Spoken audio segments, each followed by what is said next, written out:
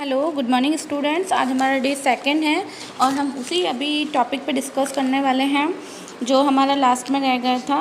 तो हमारा टॉपिक का नेम तो आपको जैसे पता ही है, land, source, water, natural vegetation and the wild life resources. तो उसी टॉपिक के अंदर हम आज लैंड सॉइल्स के अंदर कुछ प्राइवेट एंड कमर्शियल लैंड्स के बारे में स्टडी करेंगे। तो दैट इज़ मैं उनके बारे में समझाना चाहूँगी। सबसे पहले तो ये है प्राइवेट और कमर्शियल लैंड। तो प्राइवेट वो होती है जो सेल्फ होती है और कमर्शियल जिसमें एक ग्रुप में वो डिवाइडेड होती है। ओके, देन हमारा फर्स्ट टॉपिक है the land can also be classified on the basic of the ownership. यानी कि जो भी ज़मीन है या जो भी हिस्सा है भूमि का, उसका एक मालिकाना हक। ओके, दैट इज़ मालिकाना हक के अंदर आता है प्राइवेट और कमर्शियल लैंड, यानी कि एक प्राइवेट कंपनी और एक कमर्शियल यानी कि एक ग्रुप में। ओके, द सेकेंड पॉइंट है private land and the owned by the individual where. यानी कि प्राइवेट जो कंपनीज होती है उसका सिर्फ एक ही मालिक होता है या एक ही मालिकाना हक होता है।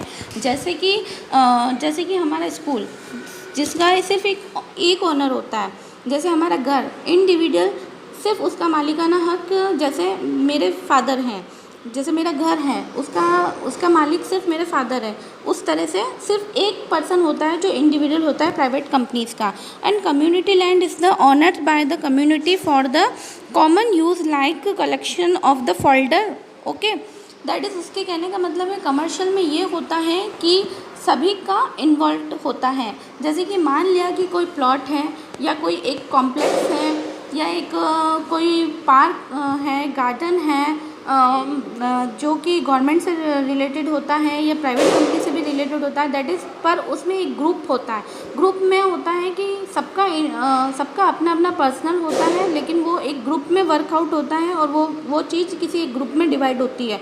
तो यानी कि उसमें सबका अपना अपना परसेंटेज होता है। दैट इज़, ऐसा लैंड जो होता है जिसमें सबकी ग्रुपिंग होती है, जो ग्रुप में डिवाइड होता है, ऐसे लैंड को हम कमर्शियल लैंड बोलते हैं। और ऐसे कमर्शियल लैंड्स पे जैसे हाउसिंग बिल्डिंग्स बनी होती हैं या अपार्टमेंट्स बने होते हैं या किसी की खेती बाड़ी होती है, दैट इज़, ऐसे मॉल बने होते हैं, ऐसी चीज़ें होती हैं जो ऐसे लैंड जो होते हैं वो कमर्शियल लैंड्स होते हैं। ओके, नेक्स्ट अपना टॉपिक आता है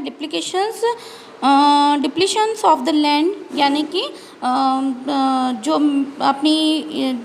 जो जैसे मैं आपको मैं समझाना चाहूँगी कि डिप्लीशन का मतलब होता है कि किसी चीज़ का हद से ज़्यादा यूज़ करने के बाद जब उसकी उपजाऊ क्षमता में या उसके स्तर में गिरावट आ जाती है, उस चीज़ को कहते हैं हम डिप्लीकेशन। यानी कि जैसे कहीं पर मिट्टी का कटाव होता है या उसकी उपजाऊपंती कम हो जाती है और जब वो लैंड किसी यूजेबल नहीं होता है तो उस लैंड का हम कैसे यूज़ कर सकते हैं। यानी कि उसका हमने हद से ज़्यादा यूज़ हो गया है, दैट इज़, अब वो कुछ काम की नहीं है, तो उस लैंड का हम यूज़ कैसे करेंगे, तो उसे कहते हैं depletion. Okay, people and their the demands are ever growing that the availability of the land is the limited.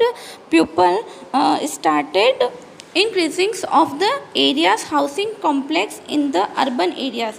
Okay, जैसे कि मैंने अभी आपको बताया ही है कि ऐसा लैंड जो हद से ज़्यादा यूज़ किया हुआ है और बाद में उसका यूज़ किस तरह से किया जाता है वो चीज़ आती है। जैसे कि आपने देखा होगा कि कोई लैंड है, उसका हद से ज़्यादा यूज़ हो गया है, फिर बाद में उसका किसी चीज़ में काम नहीं आ रहा है, तो ऐसे जो एरियाज़ होते हैं उसका कमर्शियल लेवल पर किस तरह से यूज़ होते हैं, तो वो एक ग्रुपिंग के साथ होता है।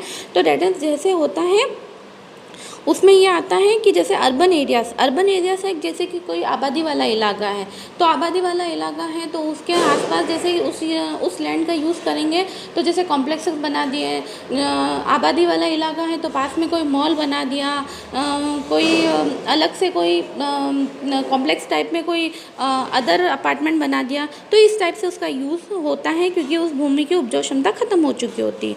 दैट इज़, अगर वो for commercial areas housing complex, जैसे अभी बता दिया है कि हाउसिंग कॉम्प्लेक्स बन सकता है कोई भी, और ये सारी चीज़ें कमर्शियल होती हैं, यानी कि एक समूह में बनती है और उसके ग्रुप में बनता है ये चीज़। Okay, to expanded the agriculture land in the rural area. और अगर कोई एरिया रूरल एरिया यानी कि गाँव के या गाँव जैसी जगहों के पास में आ रहा है तो वो एग्रीकल्चर यानी कि फार्मिंग के काम आती है। ओके, रूरल एरिया में ये ज़मीन सिर्फ ये लैंड सिर्फ एग्रीकल्चर यानी कि भूमि भूमि यानी कि खेती बाड़ी के काम आएगी। Okay, land degradations, land slides, soil erosions and the desertifications are the injured and the threats at the environments because of the experience of the land use. यानी कि अगर उसका टाइम पे ऐसी जगह किस हिसाब से बनती है कि हमारे पास कोई ज़मीन है और हमने उसका सबसे ज़्यादा यूज़ किया है, मॉडिफाइड किया है, उसको हमने यूज़ करने के लिए उसे हर तरह से काम लिया है एग्रीकल्चर बेस पे, इस किसी भी टाइप से, अगर फॉरेस्टिंग के हिसाब से।